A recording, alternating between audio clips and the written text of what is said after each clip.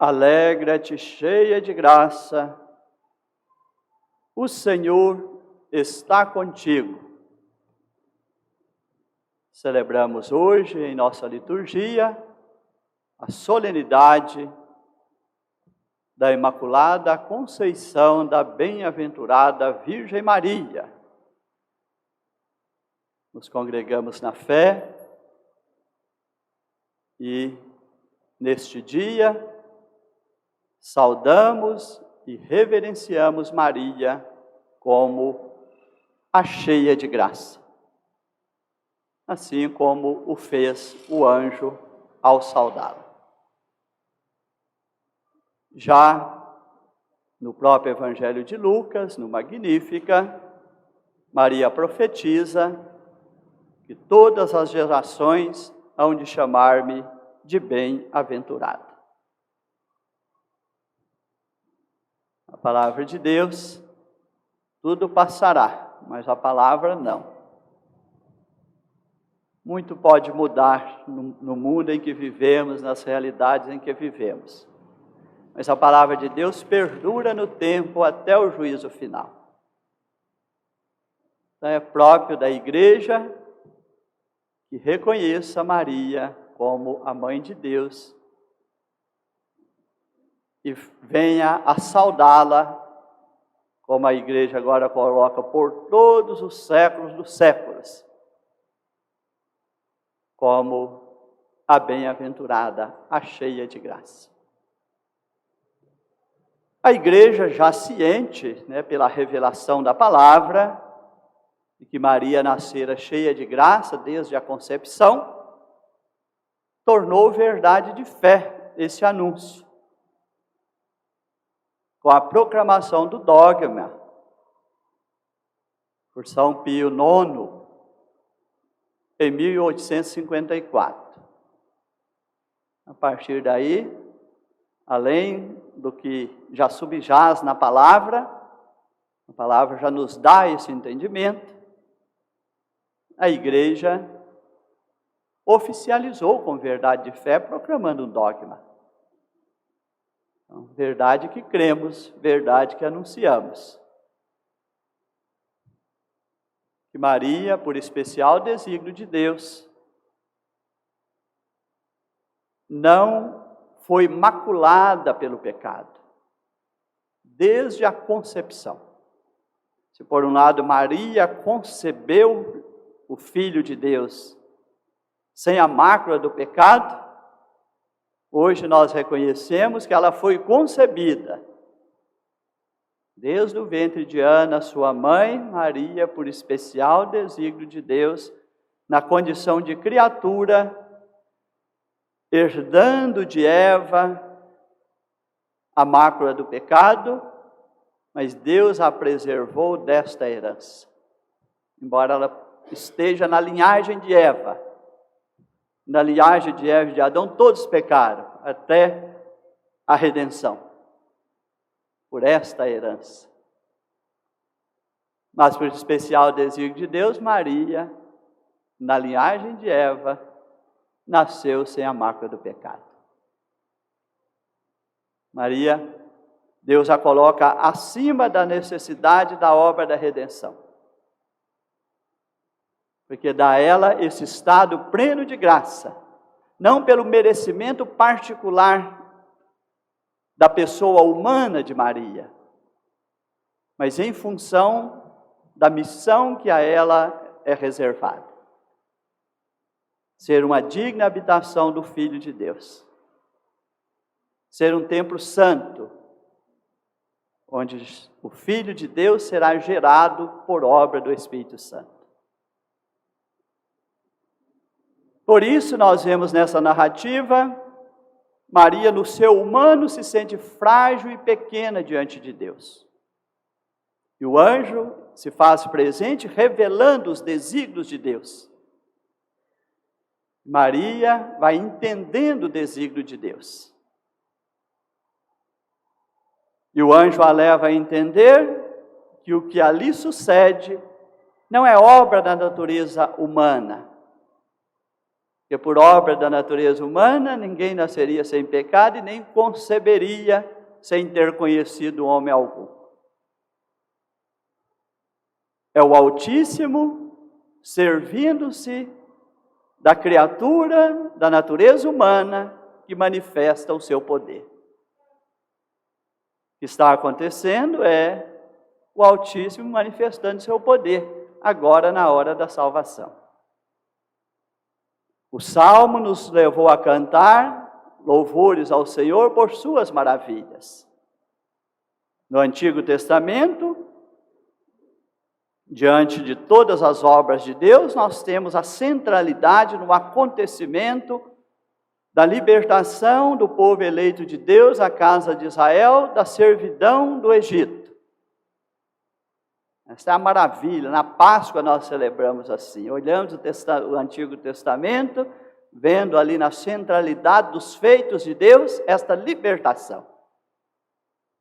Quando transpomos do tempo da promessa para o tempo da realização, então hoje o prodígio que nós louvamos e bendizemos a Deus é a obra da redenção. É o mistério da encarnação. É Deus nos enviar o seu Filho, nascido de uma mulher, servir-se dela para manifestar os seus desígnios, para que o seu Filho assuma a nossa condição, realize a obra da redenção, nos dê a dignidade de filhos de Deus e abra para nós o caminho da salvação. Esta é a maravilha de Deus, da qual nós participamos. As orações da igreja hoje sempre, ao olhar para Maria, diz de Maria como aquela que está junto de Deus e de lá intercede por nós, e ao mesmo tempo diz que Maria é para nós modelo de santidade. É importante darmos importância tanto ao que buscamos em Maria, por meio de Maria, para alcançar graças, sentindo a proximidade de Maria com Deus para conosco. Muitas vezes recorremos à sua intercessão perante as nossas fragilidades, os percalços da vida, as tribulações, as angústias. Pedimos que Maria esteja do nosso lado. Ela que está junto de Deus. E sentimos através dela que Deus está também do nosso lado. Que Deus está próximo de nós. Que Deus está agindo a nosso favor.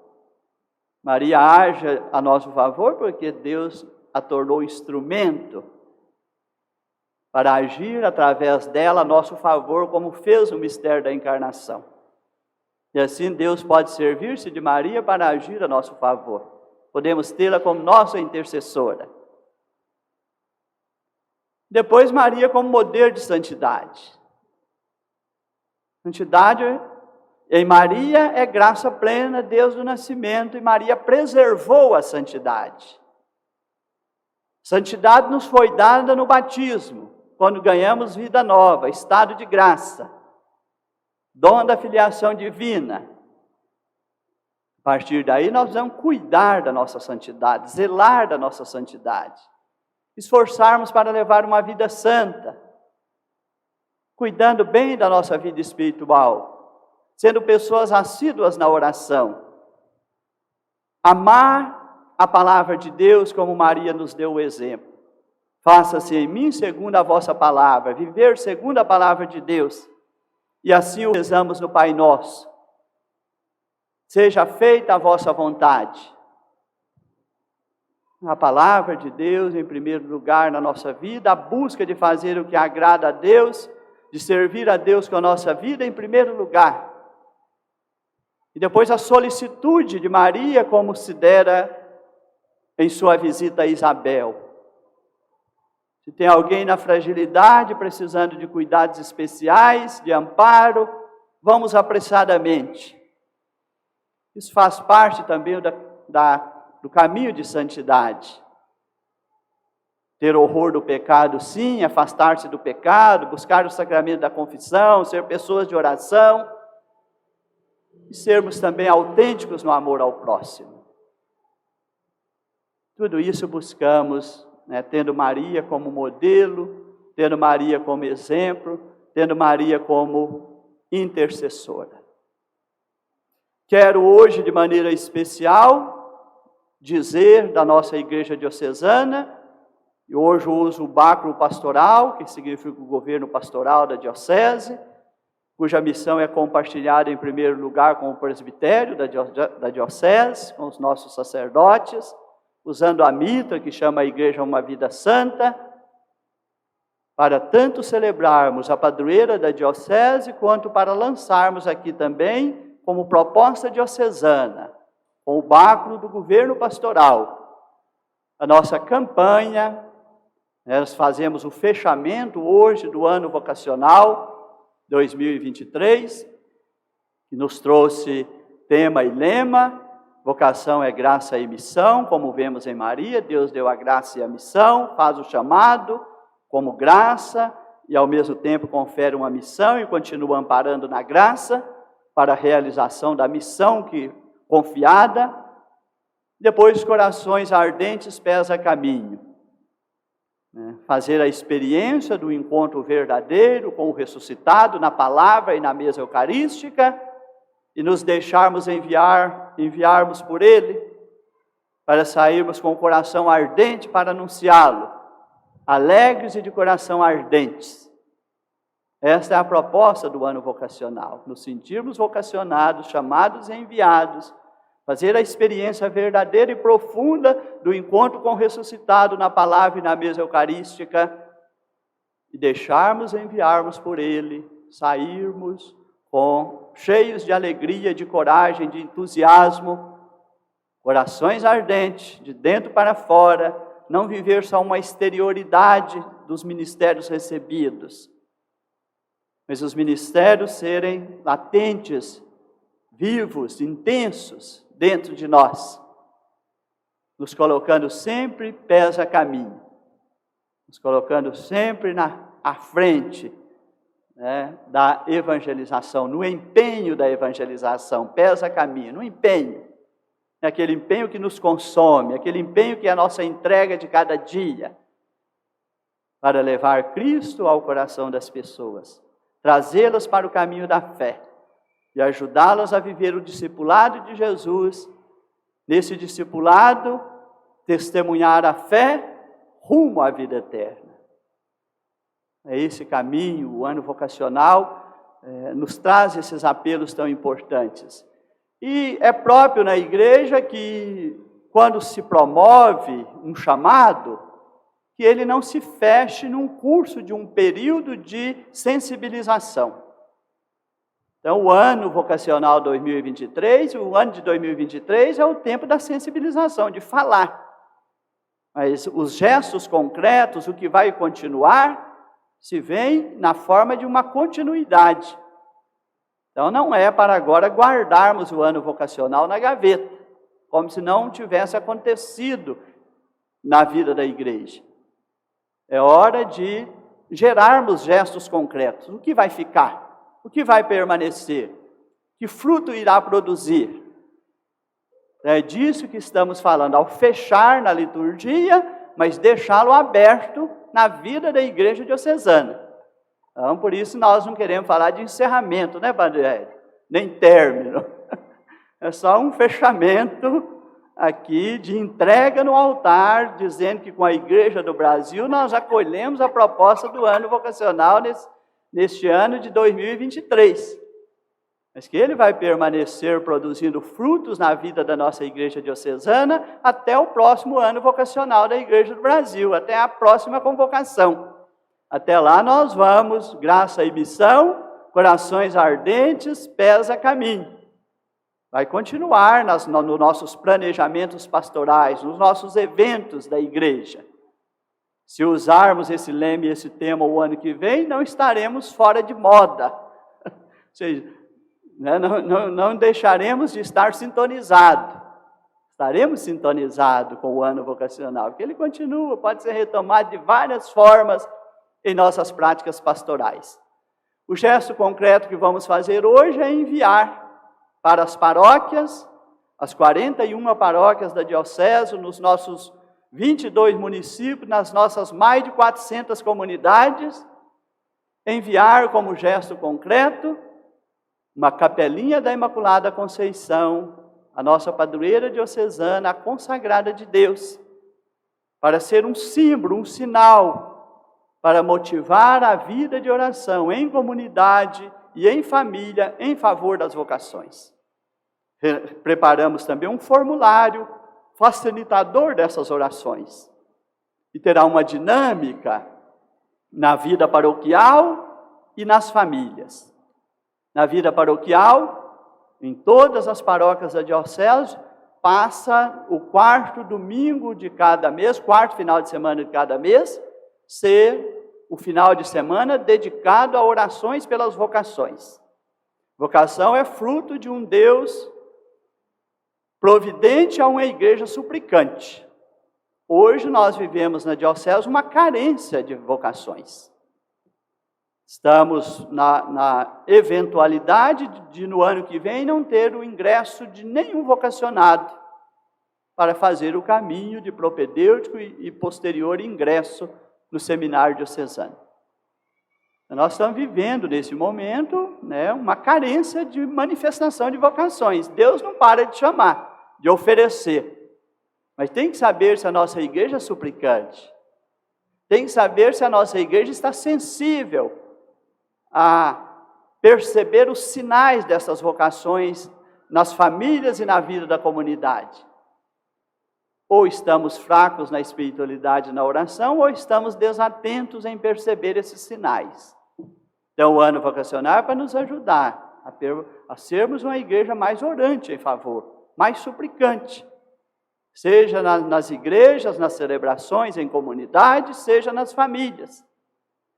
E a cada quarto final de semana nas igrejas, em cada uma das igrejas que formam a paróquia das comunidades, nesse caso mais ou menos 400 comunidades, hoje simbolicamente nós vamos enviar aqui as 41 primeiras capelinhas, para as 40 paróquias. Depois cada paróquia vai repetir no seu ambiente uma capelinha para cada comunidade que forma a paróquia. Dessa forma, teremos mais ou menos em circulação na Diocese 400 capelinhas para motivar a oração pelas vocações. E nas missas, muito mais de 400 por comunidade, que é onde cada missa dominical do fim de semana numa paróquia será enviada uma capela, é uma por missa do final de semana. Então, vamos atingir aí mais ou menos 500, eu acredito que vai dar quase umas 700, depois a gente precisa esse número. Então, teremos possivelmente quase umas 700 capelinhas em movimento, missionárias da promoção da cultura vocacional. Ela é enviada no quarto final de semana. No dia 8, que é o dia da Imaculada Conceição, as famílias rezam em casa. No quarto final de semana envia para a família rezar no quarto final de semana. No dia 8 de dezembro. E aquela capelinha permanece com aquela família até o quarto final de semana do mês seguinte, quando aquela família será chamada a trazer a capelinha missionária para a celebração, no mesmo horário e lugar em que ela foi apanhada, para continuar o ciclo do envio e não deixar esse movimento parar.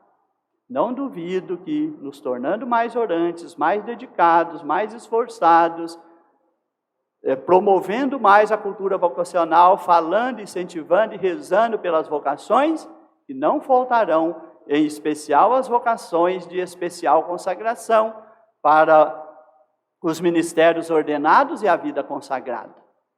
E com certeza também as vocações a constituir família na graça do matrimônio e as vocações para os ministérios leigos, tão necessários e importantes na vida da igreja.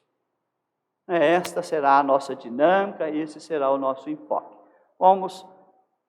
O bispo usa o báculo pastoral aqui perante a padroeira diocesana, sabendo que ela está nos amparando com sua materna intercessão.